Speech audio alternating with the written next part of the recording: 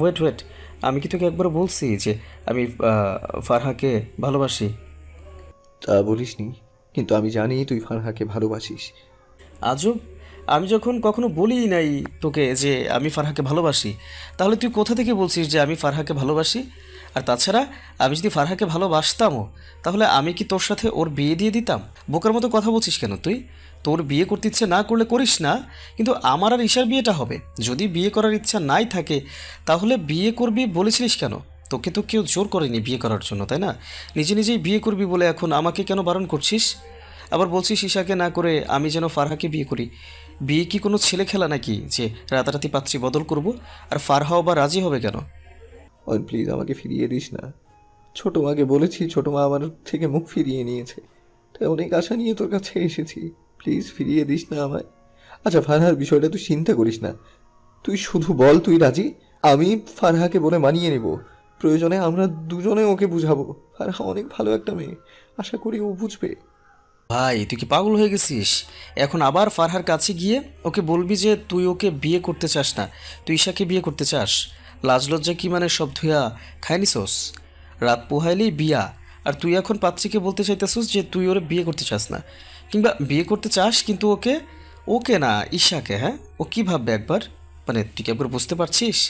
আন্টিকে আর আমাকে বলেছিস, সেটা না হয় মেনে নিলাম, কিন্তু ভাই হিসেবে একটা রিকোয়েস্ট করি শোন। ফারহার কাছে এটা বলে আর ছোট হইস না। ফারহা তোকে অনেক ভালো ছেলে হিসেবে জানে। তুই যদি এখন গিয়ে এটা বলিস, তাহলে তোর সম্পর্কে ওর মনে কতটা খারাপ ধারণা জন্মাবে সেটা তুই নিজেও একবার ভেবে দেখ। এখন তাহলে আমি কি করব? আমি যে ফারহাকে কিছুতে স্ত্রী হিসেবে মেনে নিতে পারবো না। তুই তো জানিসই আমি ঈশাকে। প্লিজ অয়ন, তুই অন্তত কিছু একটা কর। এখন ঈশার জন্য ভালোবাসা উতলে পড়ছে না? তা আমার একটা কথা বলবি? এতদিন যখন ঈশার রাত দিন এক করে কাঁদছিল, খাবার খাওয়া পর্যন্ত ছেড়ে দিয়েছিল, হ্যাঁ, বারবার তোর কাছে আকুতি মিনতি করতেছিল যে ভাইয়া প্লিজ তুই আমাকে এত বড় শাস্তি দিস না, তখন তোর এই ভালোবাসাগুলা মানে কোথায় ছিল বল? মেয়েটাকে এতগুলা দিন কষ্ট দিয়া এখন আইসা তুমি বলতেছো যে তুমি ফারহাকে নয় ঈশাকে বিয়ে করতে চাও, হ্যাঁ?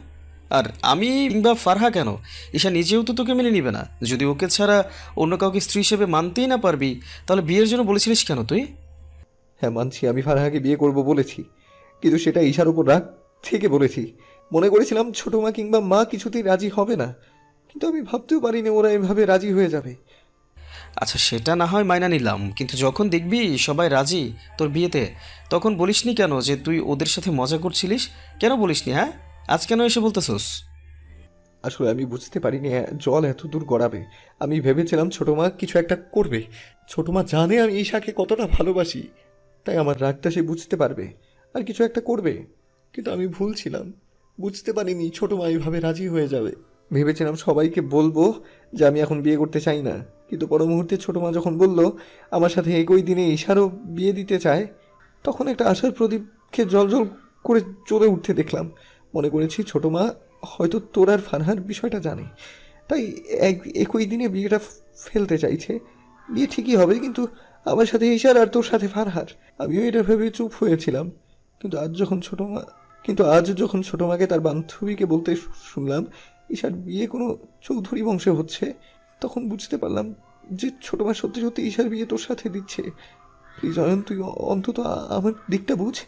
ঈশাকে ছাড়া আমি মরেই যাব। পাগলিটাকে আমি অনেক ভালোবাসি। এখন বুঝতে পারতেছিস তো আয়াস, রাগের মাথায় কোনো সিদ্ধান্ত নিতে নাই। এখন কান্না করে আর কি হবে? যা গিয়ে শুয়ে পড়, আমিও ঘুমাবো। না ঘুমালে দিনে শরীর ম্যাচম্যাচ করবে। আয়াস অশ্রুসিক্ত চোখে তাকালো আয়নের দিকে, কান্না ভেজায় গলা বলল, তুই এতটা স্বার্থপর হয়ে গেলি অয়ন? আমার চোখের জলগুলো তোর চোখে পড়ছে না? না পড়ছে না, তোর কর্মে তোর চোখের জল ফেলতে হচ্ছে, সেখানে আমার কি করার আছে? কি রে, মনে পড়েছে কাল রাতের কথা? আয়াসের কথায় হঠাৎ অয়নের ভাবনার ছাদ ঘটে। অয়ন কিছু বলতেই যাবে, তার আগে আয়াস বলল, আমার সাথে এটা না করলেও পারতিস অয়ন। তোরা সবাই আমার সাথে বিশ্বাসঘাতকতা করেছিস। সবাই, তোরা সবাই স্বার্থপর। সবাই, যাদের নিজের থেকেও বেশি ভরসা করতাম তারাই আজ আমাকে নিঃস্ব করে দিয়েছে। আমার এখন কেউ নেই রে অয়ন, কেউ নেই। কেউ আর আমার সামনে এসে বাচ্চাদের মতো করে আবদার করবে না। কেউ হুটহাট এসে বলবে না ভাইয়া আমার এটা চাই ওটা চাই, আমার এটা লাগবে ওটা লাগবে। এখন থেকে কেউ আমার সাথে গাল ফুলিয়ে বলবে না ভাইয়া তুমি আমাকে একটুও ভালোবাসো না। আমার কাছ থেকে একটু সময় পাওয়ার জন্য, আমার একটু কেয়ারিং পাওয়ার জন্য কেউ আর আমার সাথে অভিমান করবে না। যখন আমি খুব বেশি কাজে ব্যস্ত থাকবো তখন হুট করে কেউ আমার রুমে গিয়ে বলবে না ভাইয়া চল আজ দুজনে গল্প করি। কেউ বারবার অনুরোধ করবে না ভাইয়া সবাই তো ওদের গার্লফ্রেন্ডদের সাথে মুভি দেখে, চল না আমরা আজ একটা মুভি দেখি। জানিস, তখন মুখে বিরক্তি প্রকাশ করলেও মনে মনে কিন্তু খুব খুশি হতাম। এই ভেবে ভালো লাগতো যে আমার ক্লান্তি দূর করার জন্য কেউ তো আছে। কিন্তু আফসোস রে অয়ন, তোরা আমার কাছ থেকে সেই মানুষটাকে সারা জীবনের জন্য কেড়ে নিলি। এখন কি মনে হচ্ছে জানিস? মনে হচ্ছে হসপিটাল থেকে জীবিত ফিরে না এসে সেদিন অপারেশন থিয়েটারে মারা গেলেই বোধহয় বেশি ভালো হতো।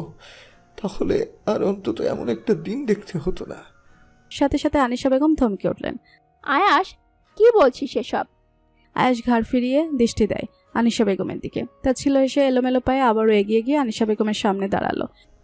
আমার মুখে মরার কথা শুনে অবাক হয়েছ, তাই না ছোট মা? যদি আমার জন্য তোমার মনে এতটুকু টান থাকে তাহলে কেন করলে এমন? কেন আমার সাথে বিশ্বাসঘাতকতা করলে?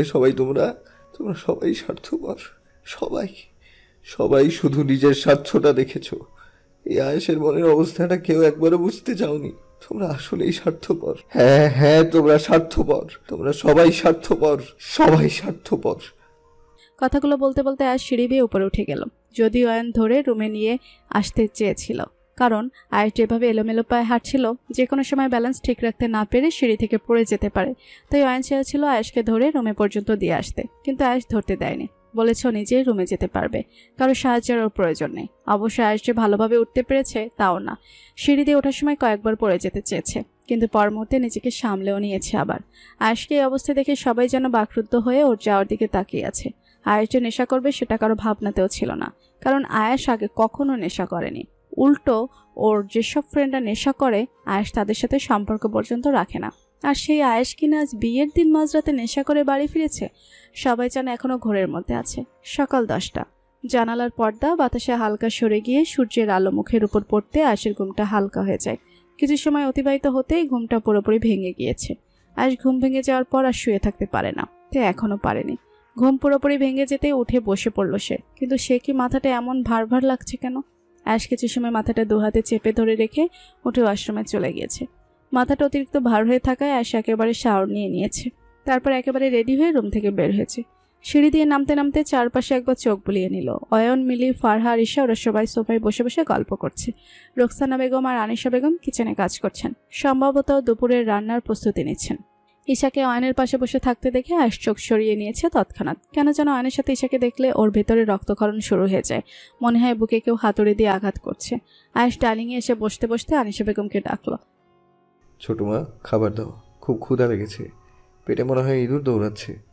কথাটা বলে আয়েশ পকেট থেকে মোবাইল বের করে টিপতে লাগলো। তখনই অয়ন বলে উঠল, কি রে আয়াস, প্রতিদিন তো সবাইকে গুড মর্নিং উইশ করতে ভুলিস না তুই। আজ আমাদের সবাইকে চোখে পড়েনি বুঝি? আয়েশ মোবাইল থেকে চোখ সরিয়ে এক নজর অয়নের দিকে তাকিয়ে আবারও মোবাইলে স্ক্রলিং করতে করতে ম্লান হেসে বলল।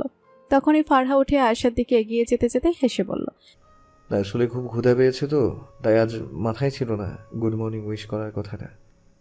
আচ্ছা তা না হয় বুঝলাম, কিন্তু তুই এরকম অগোছাল হয়ে আসিস কেন? চুলে চিরুনি পর্যন্ত করস নাই। এভাবে বিয়ের পর দিনই যদি অগোছাল হয়ে যাস তাইলে বউ তো তোকে ছেড়ে দিয়ে অন্য কাছে উড়াল দিব। তুই তো গোছালো আছিস, তোর বউ থাকলেই হয়, আমার বউ নিয়ে তোকে ভাবতে হবে না। আয়াস, তুমি কিন্তু একদম অয়ন ভাইয়ের কথা শোনো না। আমি কিন্তু মোটেও এরকম মেয়ে না। আর তাছাড়া তোমাকে এলোমেলো চুলে কিন্তু বেশ লাগছে। ফারহার কথা শুনে আয়েশ মুচকি হাসলো। ফারহাও ততক্ষণে এসে আয়েশের পাশে বসে পড়েছে। ফারহা পাশে এসে বসাতে আয়েশ না চাইতেও মোবাইলটা টেবিলের উপর রেখে দিয়ে ফারহার সাথে টুকটাক কথা বলতে লাগলো, সেই সাথে অয়নদের সাথেও।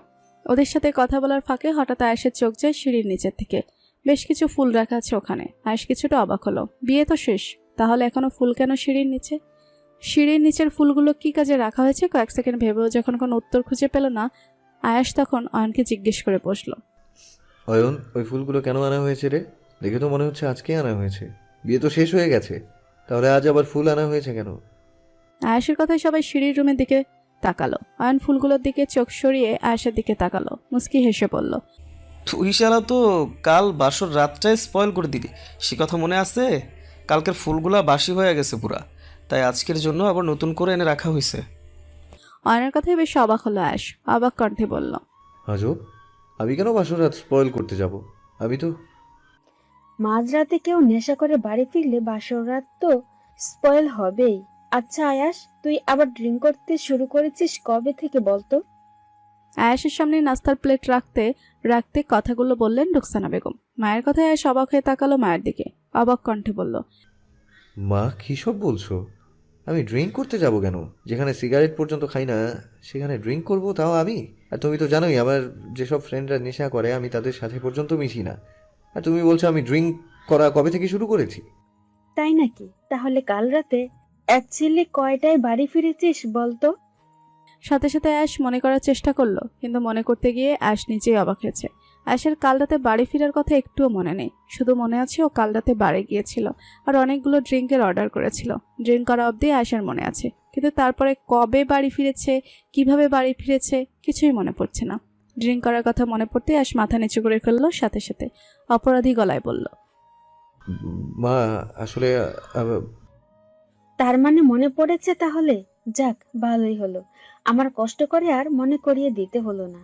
কাল রাতে হুঁশ ছিল না বলে কিছু বলিনি, তাই বলে আজও যে কিছু বলবো না সেটা কিন্তু নয়। তোকে আমি এই শিক্ষা দিয়েছিলাম যে মাঝরাতে নেশা করে বাড়ি ফিরছিস,